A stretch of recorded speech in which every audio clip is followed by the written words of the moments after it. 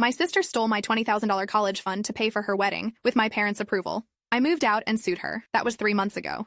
Today, she's begging me to drop the lawsuit. So picture this. I'm sitting in my tiny studio apartment, eating ramen for the 3rd time this week, scrolling through Instagram, and boom. There's my sister in her perfect white dress, posing with her perfect husband at their perfect reception, the one that cost 20 grand.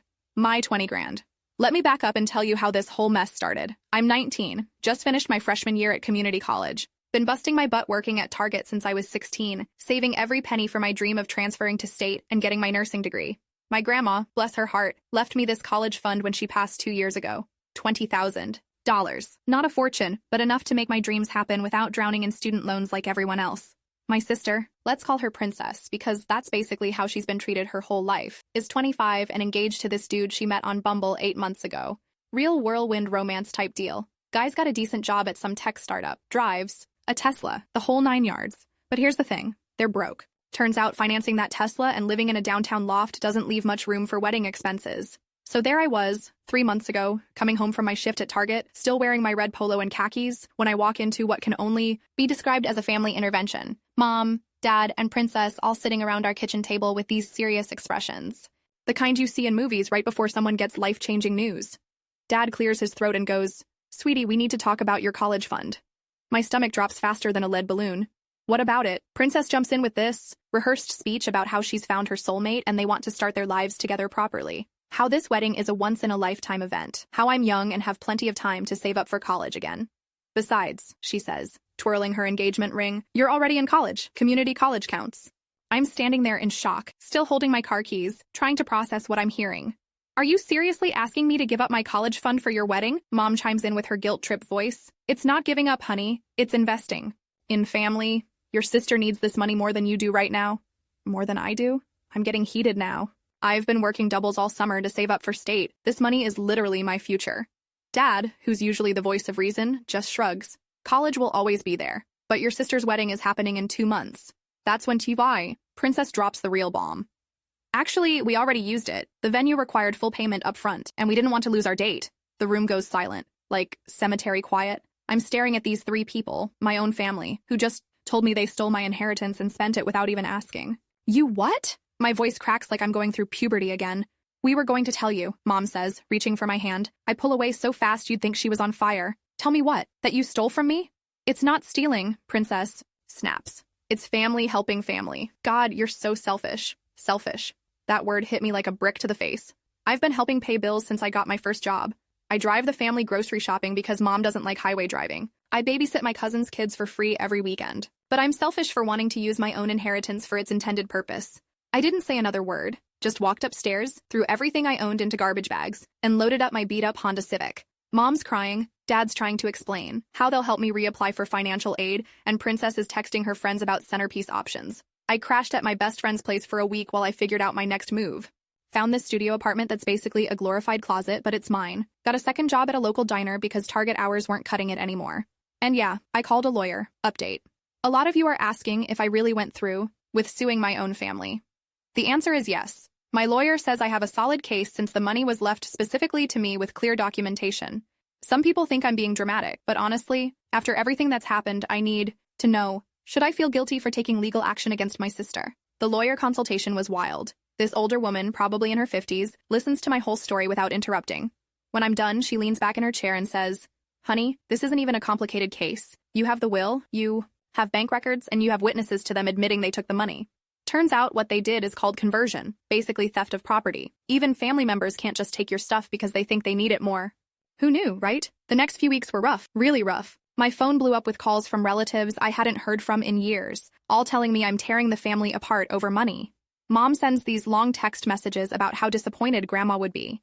Princess posts these passive-aggressive Facebook statuses about family loyalty and forgiveness. But you know what? I kept thinking about Grandma. She worked double shifts at the hospital for 30 years, saved every penny she could, and specifically left that money for my education.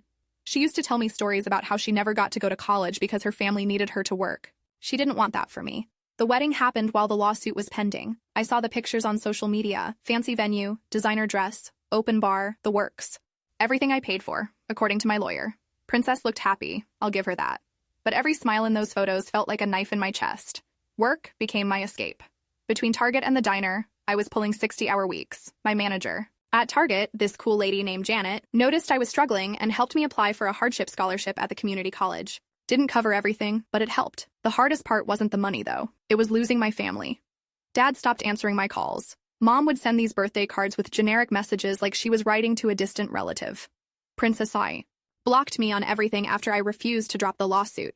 But here's what I learned. Sometimes doing the right thing feels really wrong at first. My lawyer filed the paperwork, and suddenly everyone wanted to talk, not to apologize, mind you, to negotiate. First, Dad calls offering to pay me back in installments, $50 a month for the next 33 years. I actually laughed, out loud. Then Mom tries the guilt route again, telling me Princess might get divorced if the financial stress ruins her marriage, as if that's somehow my problem. Update. The court date is set for next month, and my family is freaking out. Princess's husband apparently just found out the full story, and he's not happy. My parents are begging me to consider mediation instead of going to court. The whole thing is becoming a bigger mess than I expected. Here's my question. If they're finally willing to negotiate, should I hear them out, or is it too late for that? 3 months after I moved out, I'm sitting in my little apartment, finally feeling like I'm getting my life together. I picked up a few more shifts, saved enough for some actual furniture instead of just an air mattress and folding chair. Applied to transfer to state for the spring semester, even though I'll need student loans now. That's when Princess shows up at my door. I almost didn't recognize her at first. The perfect princess look was gone. No makeup, hair in a messy bun, wearing sweatpants and flip-flops. She looked like she'd been crying for days. "Can we talk?" she asks, and her voice is all shaky. Part of me wanted to slam the door, but curiosity won out. I let her in and made some coffee while she sat on my second-hand couch, fidgeting with her wedding ring. "I need you to drop the lawsuit," she says without any preamble. "Good morning to you too, sis." She starts crying then. Full-on ugly, crying. Tells me how her husband found out she used someone else's money for their wedding and he's furious. How he's talking about annulment because he feels like their whole marriage started with a lie. How Mom and Dad might have to sell the house to pay for legal fees. "I never meant for it to go this far," she sobs. "I thought you'd understand. I thought family was more important than money." I let her finish before I say anything. When she's done, I take a deep breath and ask, "Do you know what I had for dinner last night?" She looks confused. "What?" "Peanut butter sandwich. You know, what I had the night before? Another peanut butter sandwich. I'm working 2 jobs and eating peanut butter sandwiches so I can afford this place while you're crying about how your husband might leave you for lying to him. That's not fair." "Fair?" I actually laugh. "You stole my inheritance, spent it on a party, and now you want me to pretend it never happened because you're facing consequences. Where was your concern about fairness 3 months ago?" She tries a different approach. Tells me she'll pay me back, that they can take out a loan or something. But here's the thing. I've heard this song before. These are the same people who promised they'd help me with college costs after they spent my college fund. "You had the chance to do the right thing," I tell her. "You could have asked me first. You could have taken out a loan for your wedding, instead of stealing from me. You could have had a smaller wedding. You had options, and you chose the one that hurt me the most." She's full-on begging now, promising things will be different, that she'll make it up to me, that family should stick together. But you know what I realized? Family should have stuck together 3 months ago when they decided to steal from me. Family should have stuck together when they called me selfish for wanting my own money. Family should have stuck together when they let me move out without trying to fix what they'd done. Update. Princess came to my apartment yesterday begging me to drop the lawsuit. She's crying about how her husband might leave her and how this is tearing the family apart. Honestly, seeing her like that almost made me reconsider everything. But then I remember eating peanut butter sandwiches while she was posting wedding photos. Still, I keep wondering, am I being too harsh, or is this exactly the consequence she deserves for stealing from me? The court hearing was last week. I won't lie. Walking into that courtroom with my family on the other side was one of the hardest things I've ever done. But my lawyer was right. Open and shut case. The judge wasn't having any of their family helping family nonsense. Turns out, theft is theft, even when it's wrapped in wedding tulle and justified with guilt trips. Princess was ordered to pay back the full amount plus interest and legal fees. The judge also made some comment about how borrowing requires permission, and taking without permission has another name entirely. Mom cried the whole time. Dad looked like he wanted to disappear into the floor. Princess just stared at me with this expression I couldn't read, part anger, part disbelief, like she genuinely thought being family would make this all go away. After the hearing, they tried one more time to talk to me in the hallway, Dad saying something about how I'd gotten what I wanted and asking if we could move past this now. As if $20,000 in a court order could undo 3 months of being treated like garbage by the people who were supposed to love me most. This was never about the money, I told them. This was about respect, about being treated like I matter, about my dreams being worth something. Princess finally spoke up. "Your dreams? What about my marriage? What about our family?" "Your marriage is built on money you stole from me," I said, "and our family ended the day you decided I was worth less than your wedding venue." That was 2 weeks ago. The money's slowly being paid back through garnished wages and liquidated wedding gifts. Turns out Princess and her husband had to return a bunch of stuff and downgrade their apartment. Mom and Dad didn't have to sell the house, but they did have to take out a second mortgage to cover legal fees. I wish I could say I felt bad about it, but honestly, I felt free. For the first time in months, I wasn't angry anymore. I wasn't hurt. I was just done. I got accepted to state for the spring semester. Even with the lawsuit money coming back, I'll still need student loans, but not as many as I thought. Turns out there are a lot of scholarships for students in situations like mine. Who knew being screwed over by your family could actually open doors? My life now is pretty different from 3 months ago. I've got new friends from work and school. My studio apartment feels like home instead of just a place to crash. I'm dating this guy from my anatomy class who thinks it's awesome that I stood up for myself instead of being horrified that I sued my family. The best part? I'm finally pursuing my nursing degree. Grandma would be proud, not just of the career choice, but of the fact that I fought for it.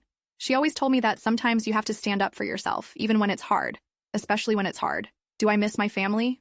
Sometimes. I miss the version of them that existed before all this happened. But I don't miss being the person they expected me to be, the one who'd sacrifice her future for someone else's party, who'd smile and pretend everything was fine while getting walked all over.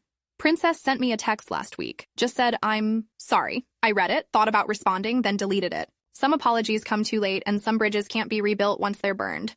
I heard through mutual friends that her marriage is rocky but still intact, that Mom and Dad are going to counseling to deal with the family trauma of having a daughter who sued her sister, that everyone thinks I'm the villain in this story. And you know what? I'm okay with being the villain in their version. Because in my version, the true version, I'm the girl who refused to be a doormat, who fought for her dreams, who learned that sometimes the people who hurt you most are the ones who claim to love you.